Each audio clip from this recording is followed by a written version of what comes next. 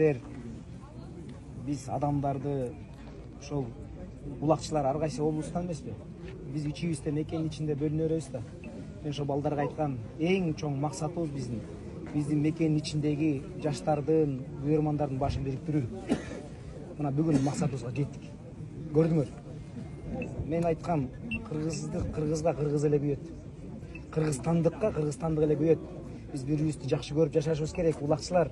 Биз бири-бирибизди урматтап, сыйлаш керекпиз деп. Мынакей достук, сары өзөн, ынтымак болуп жүргөн күйөрмандар бүгүн көрдүк.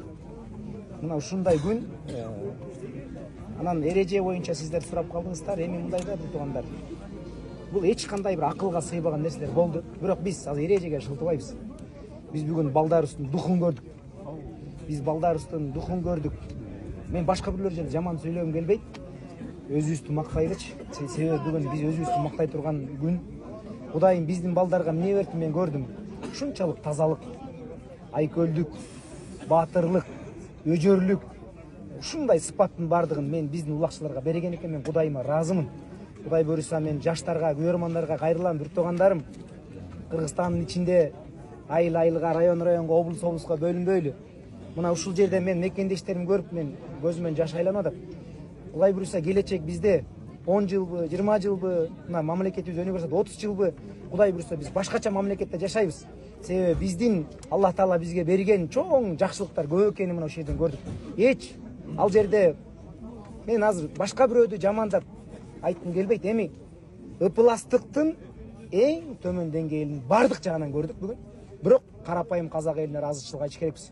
Ушул жерде туруп арабызда кыргыз эли мыкты экен, силер келечегиңер кең экен деп милиция кызматкерлеринин арасында да болду, бизди колдогон. Ушунчалык позор, мен өзүмдүкүлөрдү карай албай атам деген адамдар болду. Мен ошолорду көрүп, биз азыр казак элин жаман көрбөйлү, бир туугандар. Казак элинин мыктылары бар, ушунчалык мыктылары миллиондоп саланат.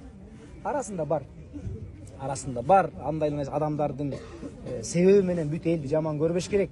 Биз баарыбыз бирибизди жакшы көрүш керекпиз. Буйруса келечек бизде, бир туугандар. Эми эрежеге мен токтолуп бүгүн майдалангым келбейт. Себеп дегенде ал жерде майдалана турган нерсе жок да. Ал эң ылдыйкы бир пастыктын да ылдый пазында болду да бүгүнчү. Аны айтканда актанбайбыз биз.